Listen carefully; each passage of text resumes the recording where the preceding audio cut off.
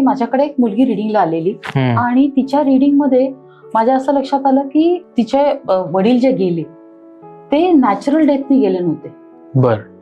आणि मला रिडिंग सुरू केलं, मी तिच्याशी बोलायला आणि तिला त्याचा खूप त्रास झाला होता की आम्ही काहीच करू शकलो नाही, आम्ही बाबांना हॉस्पिटलला न्यायचा प्रयत्न केला पण ते झालं नाही, असं नाही तसं नाही. तिला मी पटकन विचारलं, म्हटलं तुझे वडील नॅचरल डेथनी नाही ना गेले? ती खूप घाबरली. म्हणली म्हणजे तुम्हाला असं हे दिसतंय का? मी म्हटलं तू घाबरू नकोस, इथे म्हटलं आपलं तुला प्रॉब्लेम मधनं काढण्यासाठी हा विषय चाललेला आहे. तर तेव्हा तिने सांगितलं की सोनाली आम्ही प्रयत्न खूप केला, आम्ही त्याला नेऊ शकलो नाही, वाटेत जातानाच त्यांना त्रास झाला, आमच्यासाठी दूर होतं. तर तो अख्खा न्यूनगंड ती गेली 10-12 वर्ष बाळगून होती.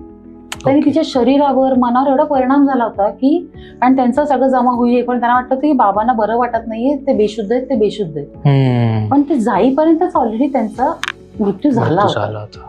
त्यामुळे तिकडे गेल्यानंतर तिने तसं डिक्लेअर करून त्यांना असं वाटलं की अरे आपण म्हणजे घरी थांबलो होतो तासभर, मग तसं झालं. तो तिने एवढा त्रास करून घेतला होता त्या सेशन नंतर. त्याच्यानंतर मग तिने हिलिंग्स घेतले 2-3.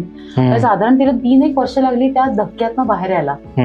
पण देवाच्या दयेने, स्वामीच्या कृपेने आता ती एकदम व्यवस्थित आहे आणि स्वतःला ती माफ करू शकली. म्हणजे माझ्यासाठी पहिला हा अनुभव होता ज्याच्यामध्ये रिडिंग मध्ये एकदम असं पटकन लक्षात आलं की काय ब्लॉक येतोय, कशामुळे हे सगळं बाकीचे इश्यू येत आहेत.